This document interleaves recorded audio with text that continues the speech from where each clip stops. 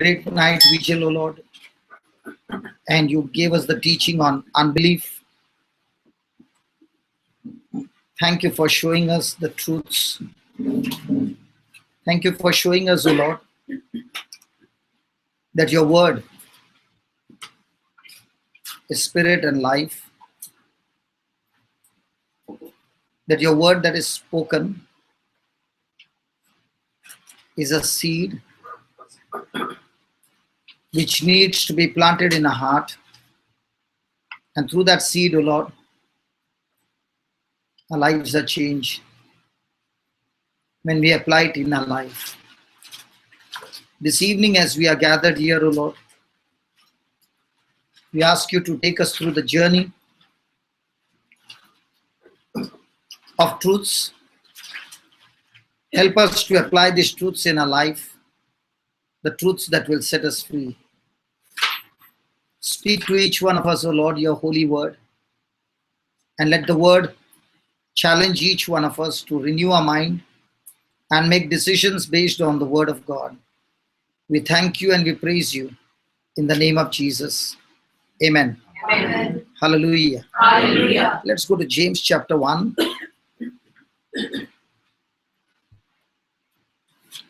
James chapter 1, verse 19 and 20.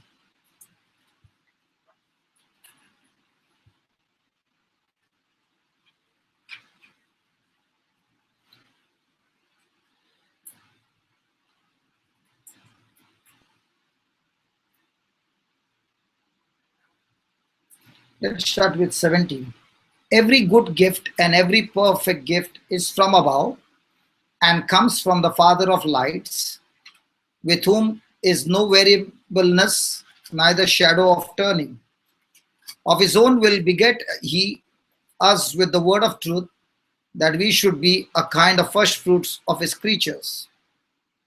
Therefore, my beloved brethren, let every man be swift to hear, slow to speak, and slow to wrath. For the wrath of man worketh not the righteousness of God. Therefore, my brethren, what?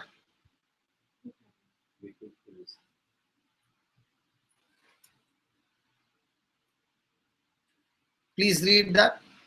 Therefore, my brethren, let every man be quick to listen, slow to speak, slow to anger. Praise God. Now, which one are we? When we are going through afflictions in life or we are going through pressure in life, which one do we practice? Quick to hear or quick to speak? Quick to speak. Huh? And what is the word of God giving us as instructions? Be quick to hear, slow to speak, and slow to anger. So, is it possible for a person to be quick to speak? So, when we are people who are very quick to speak and under pressure, especially under affliction, what kind of words will come out of our mouth? Ungodly. Ungodly. It will really create nuisance and create more problems to those around. Praise God. It will actually turn the affliction into a more severe affliction. Praise God. And that's why we need to renew our mind. Hallelujah. And that's what God is saying, that anger is going to bring destruction in our life, and through anger you cannot produce any righteousness, but only works of unrighteousness. Hallelujah. Hallelujah. Thank you, Jesus. Thank you, Jesus. So it is very important that in the midst of affliction that we be quick to hear what? Quick to hear God's word. So the more and more we hear God's word, the more and more we will not react, but we will act. And that's why it's extremely important that we hear God's word and follow the instructions from the word of God. Hallelujah. Hallelujah. Especially when you are going through a affliction where you go through unjust suffering. Somebody abuses you, somebody takes advantage of you, somebody irritates you. Okay, what happens? We want to react quickly. Let's see 1 Peter 3:17. What does it say?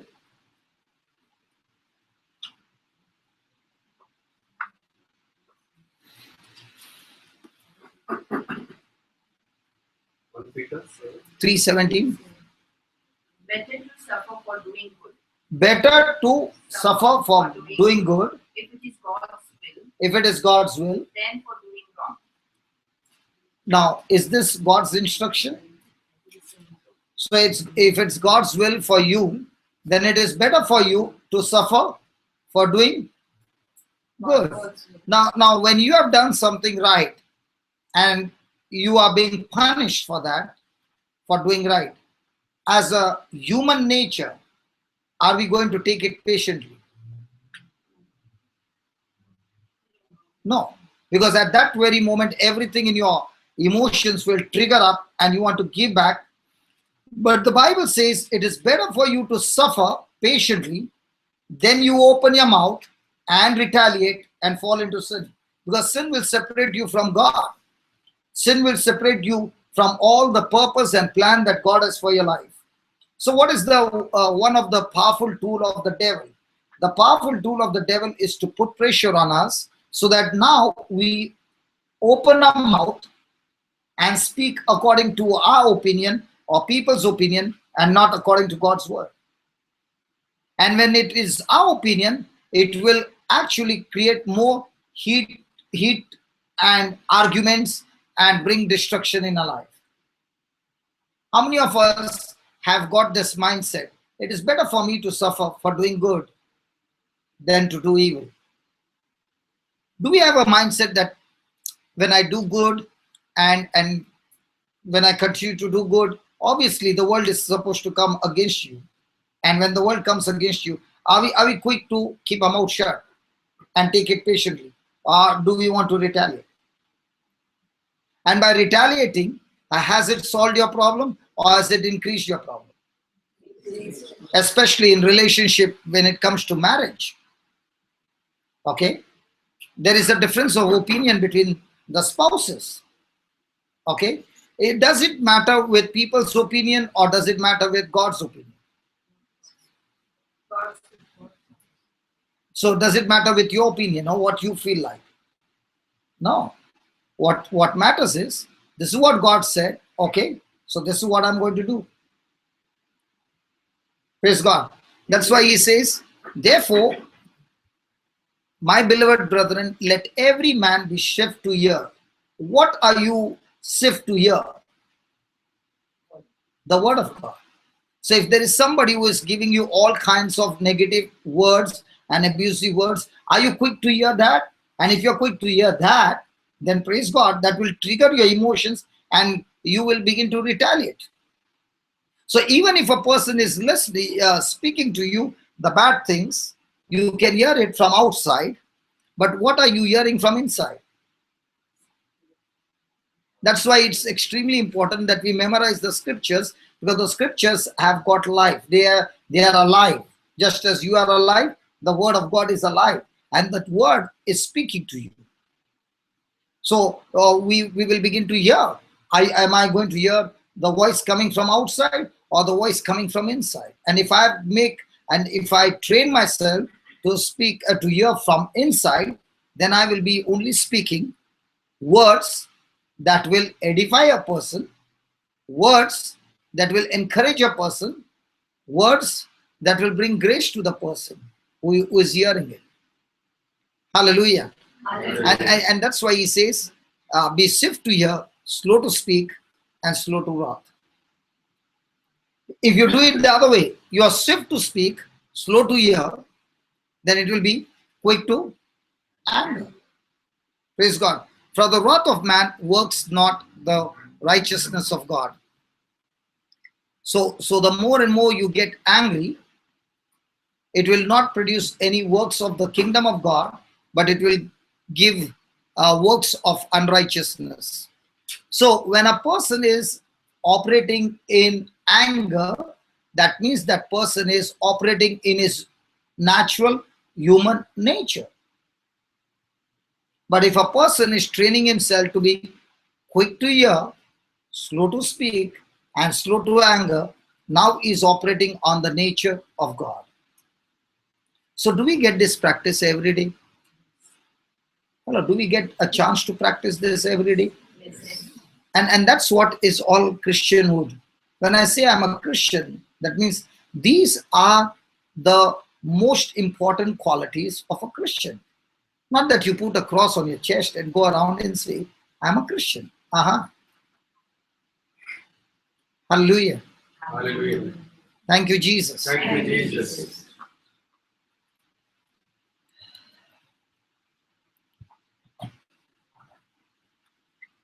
Now, you might say, is it wrong to get angry?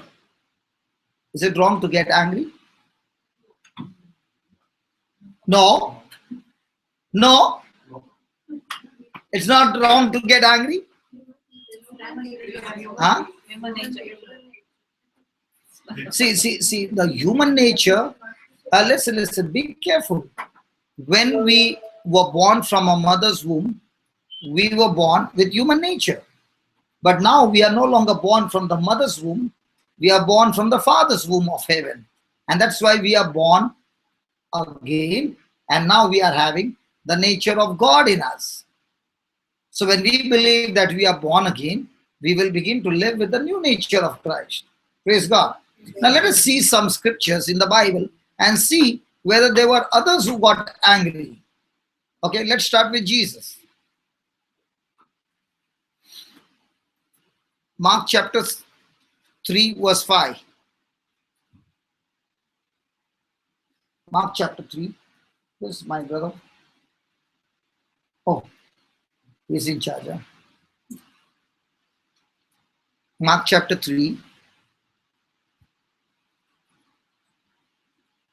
Then Jesus looked around at them with anger and deep sadness because they had closed up minds.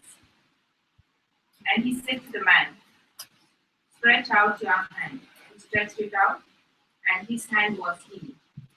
1 minute.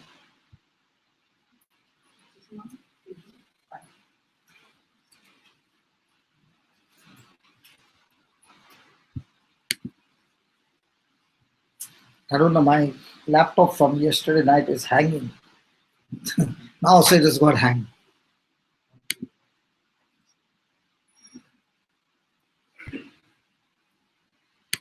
Thank you. Just put Baba.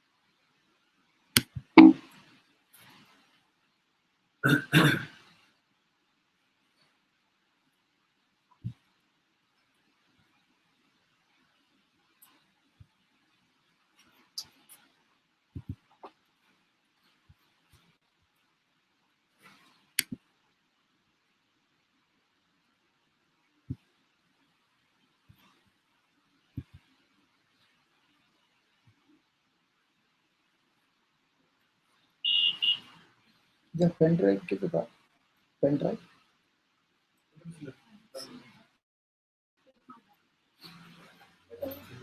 Chapter 3, Mark chapter 3.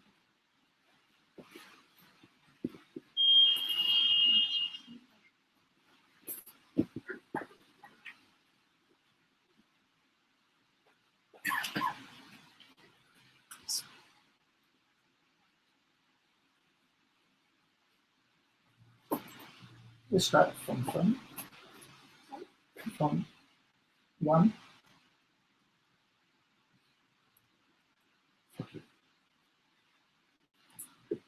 Jesus entered a gate in the synagogue, and there was a man there which had a withered hand. And they watched him whether he would heal him on the Sabbath day, that they might. Can you read it, please? And he said unto the man which had the withered hand, stand up. And he said unto them, Is it lawful to do good on the Sabbath days, or to do evil, to save life, or to kill? But they held their peace. And when he had looked round about on them with anger,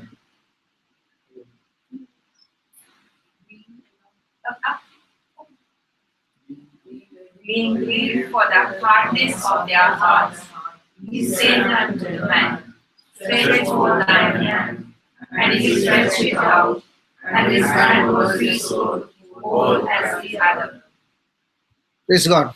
Praise So God. was Jesus annoyed with these people? Why was he annoyed?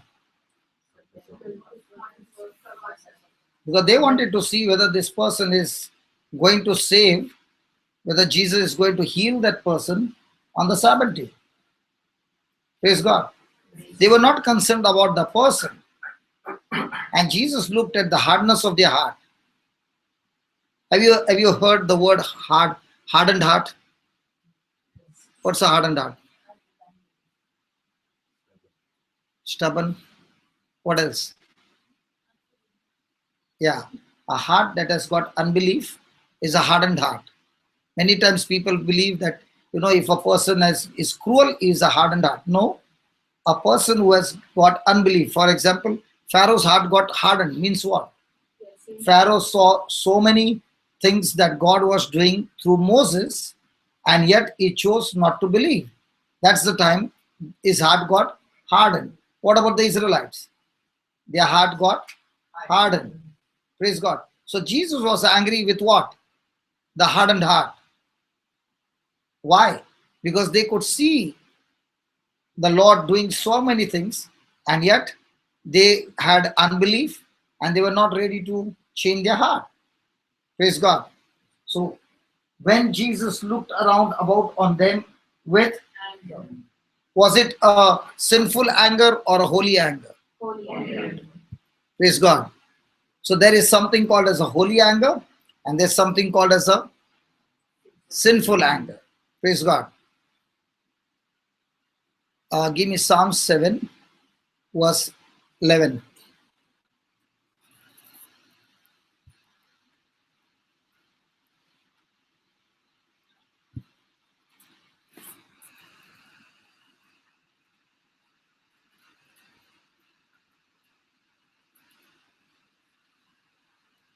God is always righteous judge and always condemns the Hmm? God is a righteous. My defense is of God.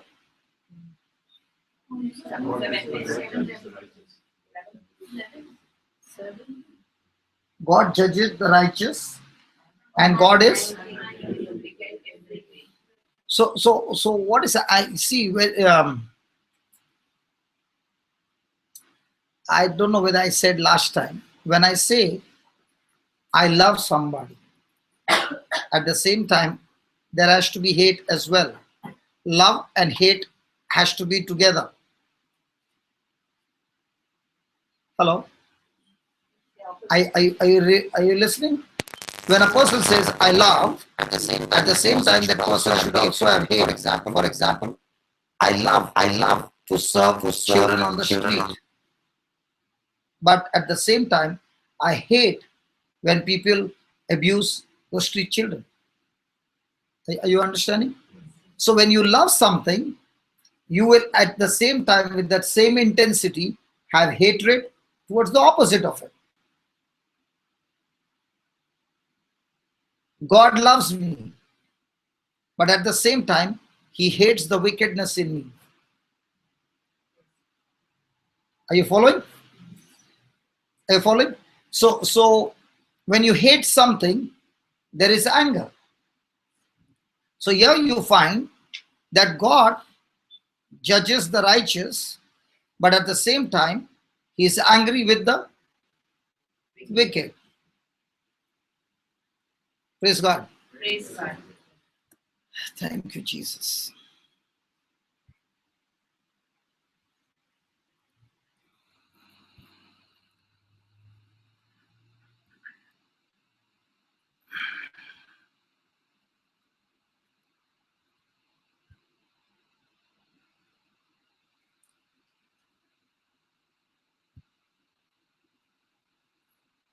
Just give me 1 minute.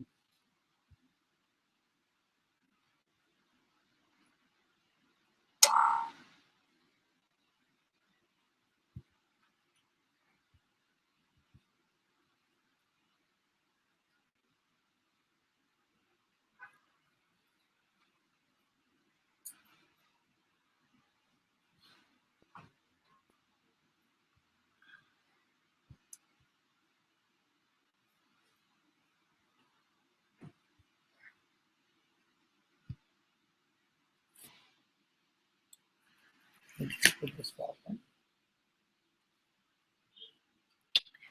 Go to Ephesians chapter 4:26.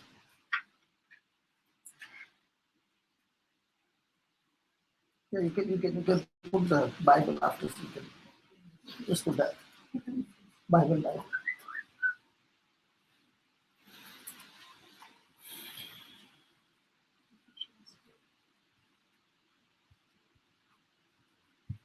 Ephesians 4:26.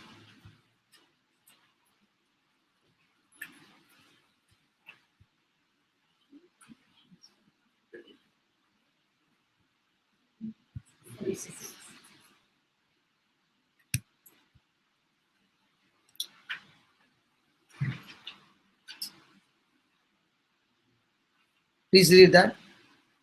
Be you angry, but Go down on all your wrath.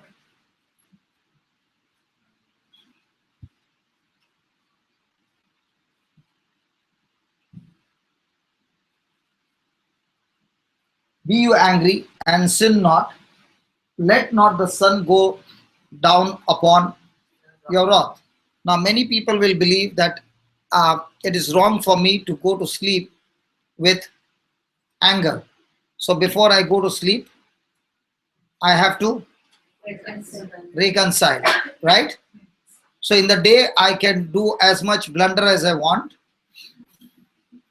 Before I go to sleep, before the sun sets, I have to reconcile, then again start the match the next day. Nighttime, don't fight. During the day, fight. Before you go to sleep, reconcile. Now, he says, be you. So the command of God is that I should be angry. Anger is a gift from God. Okay? But what kind of anger? A holy anger. And then he says, the anger that you get, see that it doesn't die. It remains with you. Let me give you an example. Mother Teresa, when she came to India, she was in the convent. She was just like all the other nuns. But one day, when she came out of the convent, she saw people out on the streets of Calcutta absolutely struggling and suffering. And when she saw that, she became extremely angry with the situation that she saw. And that anger led her to find a solution for those people. But she did not let not the sun go down upon your wrath. Means what? She saw to it that that anger did not die but remained with her all throughout her life. What did that anger do? That anger led her into a ministry that she discovered a purpose for her life. And she, till her last breath, never allowed that anger to die. That anger kept going, and that helped her to go in the direction of God. Now, there are two things. There's a holy anger and there's a wicked anger. When there's a wicked anger or anger that leads to sin, then God says it is better for you to quickly reconcile and come back. But when it is a holy anger, see that you don't allow it to die. Praise God. Now, if you want to know what is God's calling for your life, ask a question to yourself. What is it that makes you extremely angry? When you see a particular problem in life, it makes you extremely angry. Why has God given you that anger? God has given you that anger so that you will use that anger to bring solution to that situation. I remember one of the team members, she took me to Colombo, and she cannot stand when she sees street children begging. It makes her extremely angry. Okay? So she said, I don't know what happens when I see children begging or anybody abusing small children. It really, really irritates me. Now, what is that anger? That anger has been given to solve that situation in our life. Praise God. So she began to work in that area, and she started looking after street children. Are you following what I'm saying? So you must ask a question. What is it that makes me angry? Which area? That particular area is where God has called you to use that anger to solve that situation. Praise God. Hallelujah. That's why he says, be you angry, sin not, and let not sun go down upon your wrath, neither give place to the devil. So when we are angry with sin, we give place to the devil. Have you ever been angry? I'm not talking about the holy anger, the anger with your negative emotions. When we are having those negative emotions, how do we respond? Do we respond in a better way, or do we open the door for the enemy to strike us? Because when we are angry, the words that will come out will not be according to God's word, but they will be really, really hurting and abusive words. Amen? Amen. Hallelujah. Hallelujah. So we must be extremely, extremely careful that when we are angry, the Bible clearly says we give room to the devil. Thank you, Jesus. Thank you, Jesus. Praise you, Jesus. Praise you, Jesus. Colossians chapter 3, verse 8.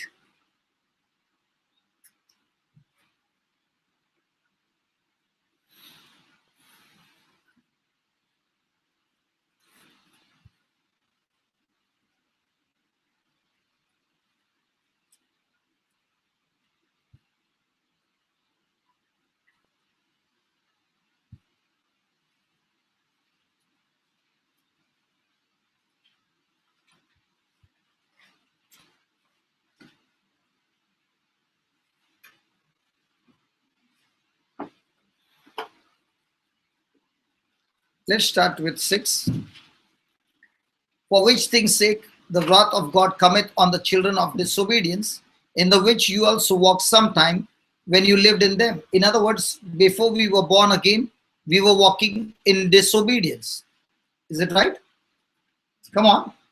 Yes, we were children of disobedience. But now, what is he saying? In verse 8, put off all these: anger, wrath, malice, blasphemy, filthy communication out of your mouth. So God will not ask us to do something that we are not capable of. So here he's saying, put off. So are we supposed to put off? And what are we supposed to put off? The first thing, what is he saying? Anger. From there comes all the other things. When do we get angry? When do we get angry? When things don't happen our way. Hello? When people do wrong to us, when people reject us, when people take advantage of us, we get what? When our desires are not fulfilled, we get angry. And here is God saying, listen, put off all those things. Lie not one to another, seeing that you have put off the old man with his deeds, but have put on the new man, which is renewed in knowledge after the image of him that created him. Praise the Lord. So we have an option to put off and put on. Like now, you put on the air condition. Why do you put on the air condition? You will feel hot, right? Right? If I understand that my anger is going to bring destruction in my life, so will I put it on or will I keep it off all the time? How many of you have ever received advantage by getting angry with with negative emotions? Has it ever worked for your good? So what does God say? Put off. And when you put off, you put on the new man. So how do you put on the new man? By renewing in the knowledge of him who has created us. Praise God. So how do I renew my mind? I renew my mind by recalling the scriptures, what God has spoken in his word. Hallelujah. Hallelujah. Hallelujah. Hallelujah. So the on and off is in whose hand? Holy Spirit hand or my hand? My hand. And all the time, what am I praying to? Take away my anger. So am I supposed to say, take away my anger, or teach me, Lord, how to overcome my anger? Praise God. So do we all have the switch? Yes. So are we going to keep that switch off all the time? And then switch off. Yeah. Yeah, anger switch off only. How am I going to keep? See, listen. For example, when somebody teaches a wrong doctrine, it makes me extremely angry. Okay?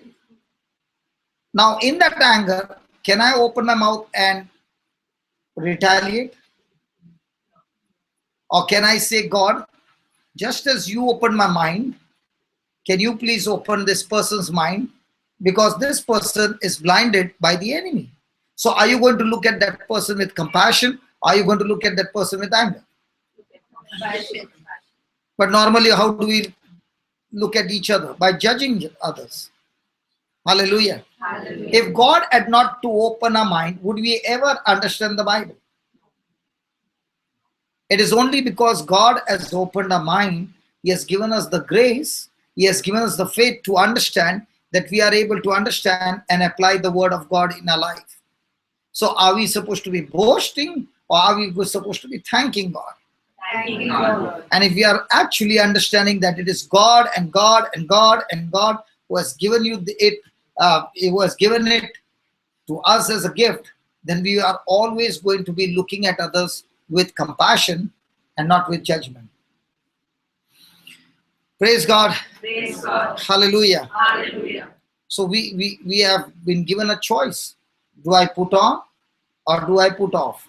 And to put on, I must scrub my mind again and again with God's word.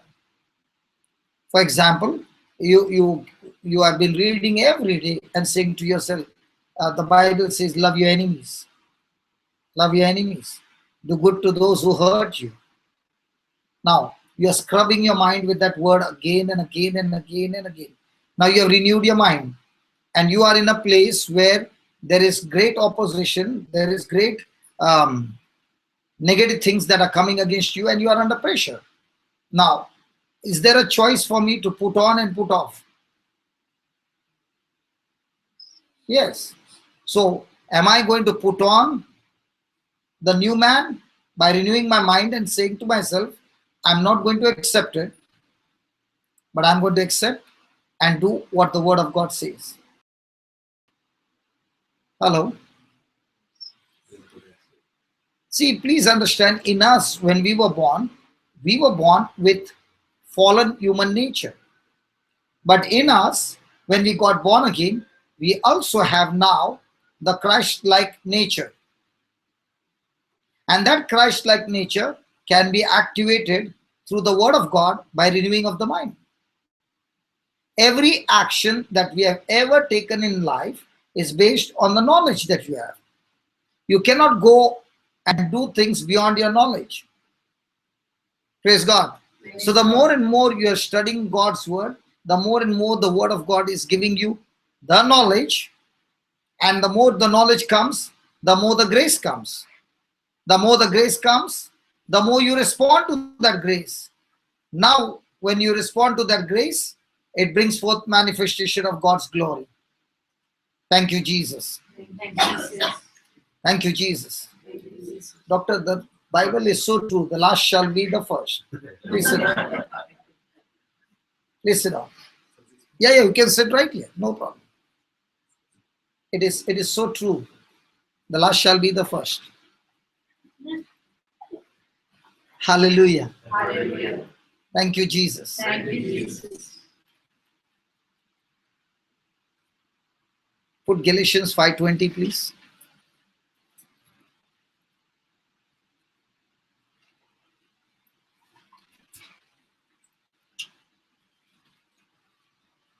So who is responsible?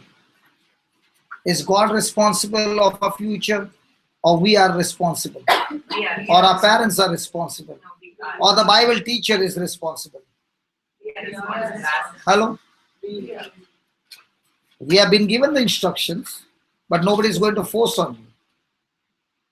It's up to me whether I put off or I put on. And if I can keep my new nature on all the time, praise be to God, that new nature will help me to live a good Christian life. Praise the Lord. The power to live that new nature Christian life is already in us by the power of the Holy Spirit. But to put it on, we require the Word of God who helps us to renew our mind. Thank you, Jesus. Thank you, Jesus. Praise you, Jesus. Praise you, Jesus. Hallelujah. Hallelujah. Galatians 5:20.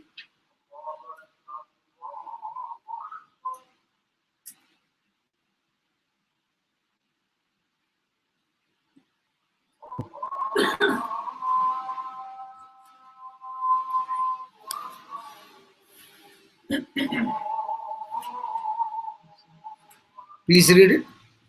I pray witchcraft, hatred, variance, emulations, wrath, strife, sedition, heresies,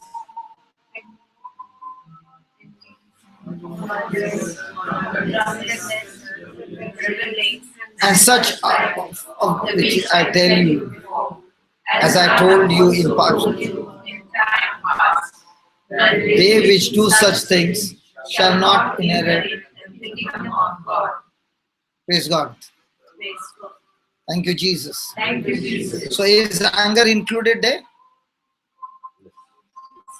Hello, the word wrath, is it included there? Yes. So if you are a person who is all the time angry, have you heard that people say, it's in my genes?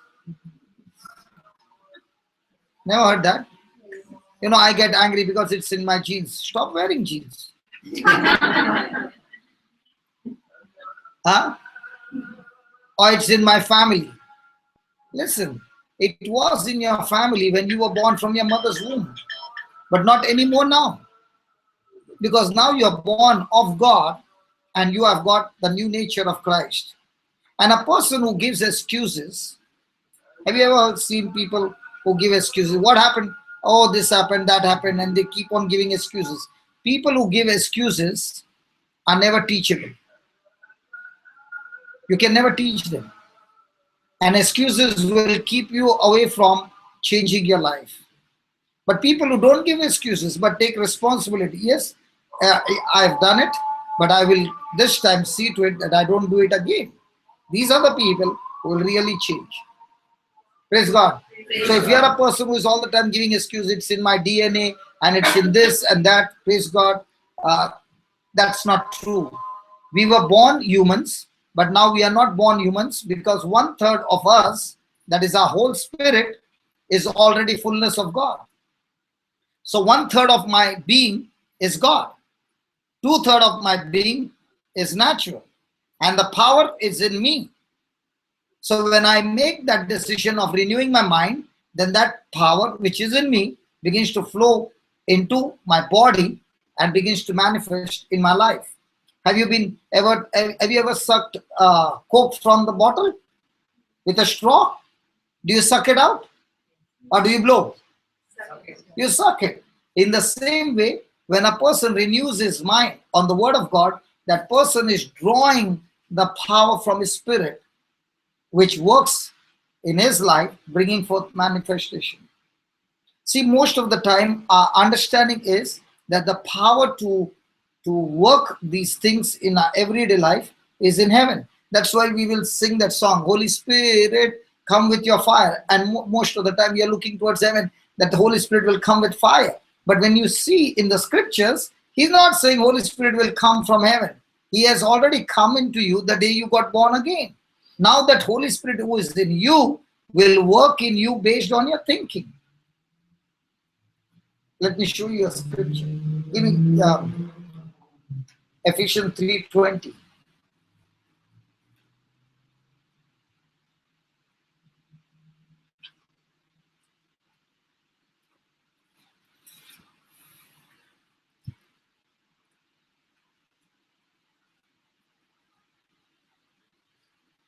What does it say? Please read.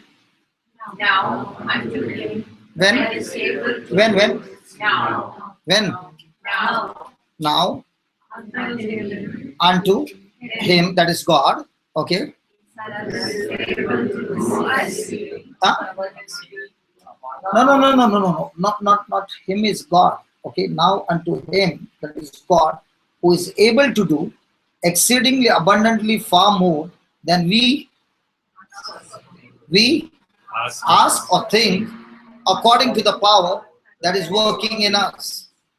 See, God is able to do exceedingly abundantly. But if my thinking and asking is not based on renewing my mind, but is still on the corrupted mindset, then even though God is able to do, he cannot do, because the power that is working in me has short-circuited. Can you see that? Where's the power? Look at the last part of verse 20. Where is the power? According to the power. So where is the power of the Holy Spirit? And when will the power of the Holy Spirit work? When our asking and thinking is based on God's word. I always give an example. Supposing we are in this country and there's shortage of water. Okay? And all of you need water. And I come and tell you, we will supply you as much water as you want. But on one condition, everybody has to come in queue. Okay? So what will you bring to take water? How many? 2-3 buckets she'll get. What will you get, Baba? Same. What about you, brother? She will get, why should I get? What about you? Biggest bucket. What about you? I said buckets first. Buckets. Okay. What about you, sister? Here in Muscat, there are only buckets, no drums.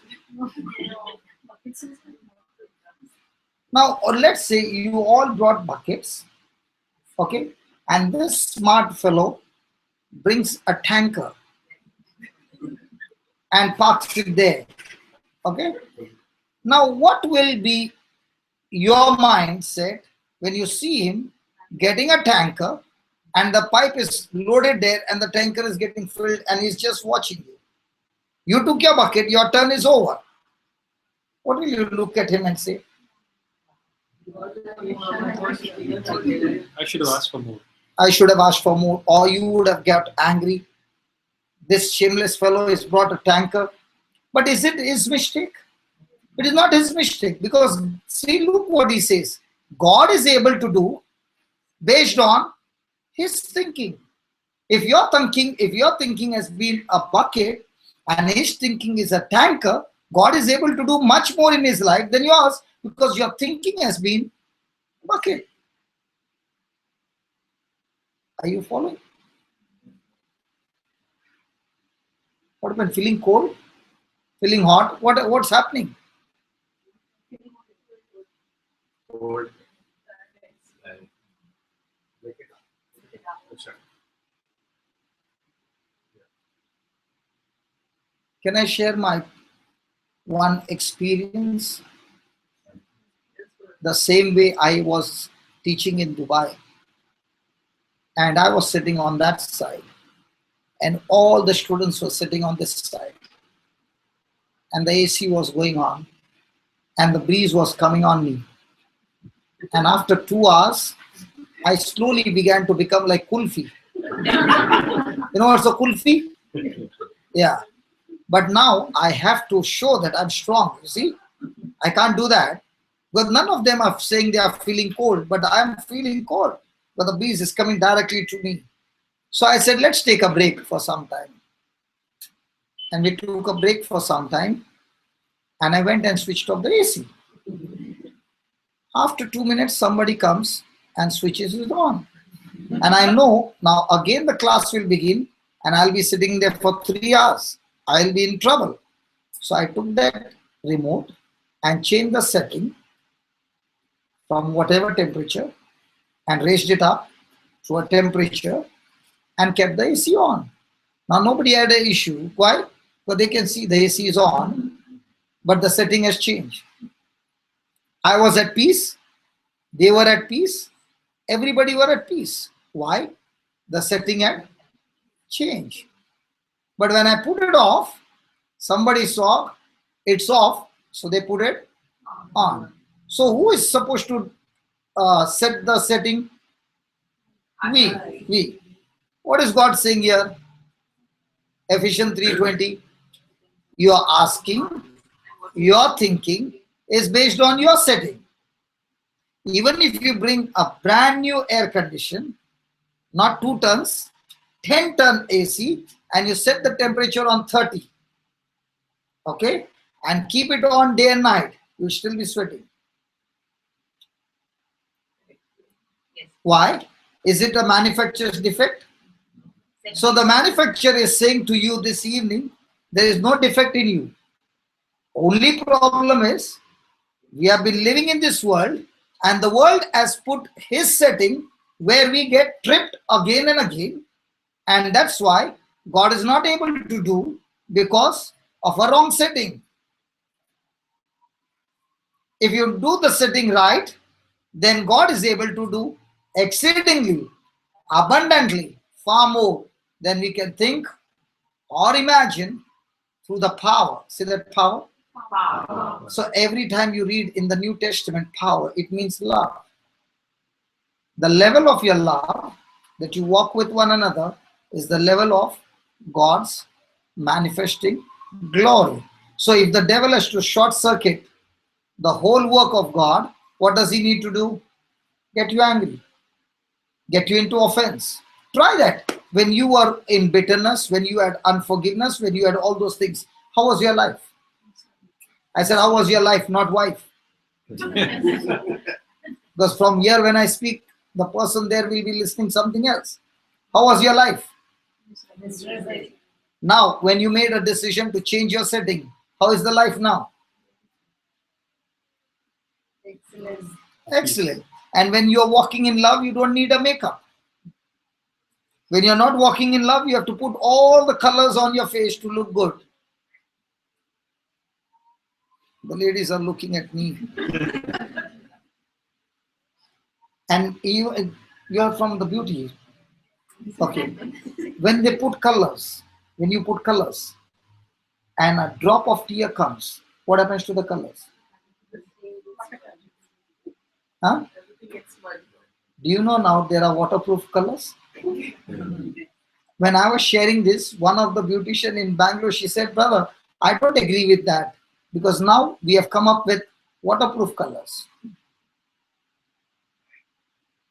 So if you want your life to be colorful, walk in love with everybody and change your setting by renewing your mind. And the Bible says, as you think,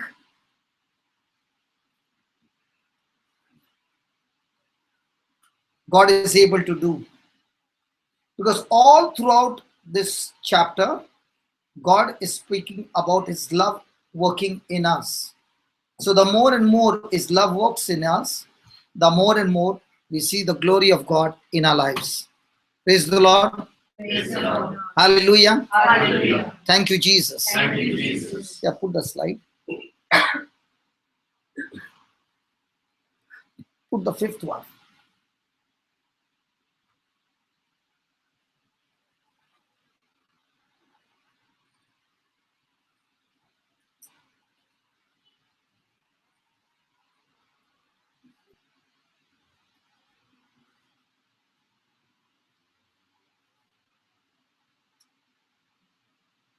Now come down. PowerPoint. Not there? Backlink? No. Huh? Not come? Give me the slide.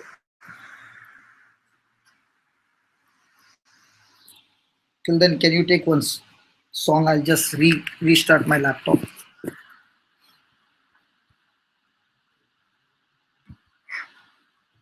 You are.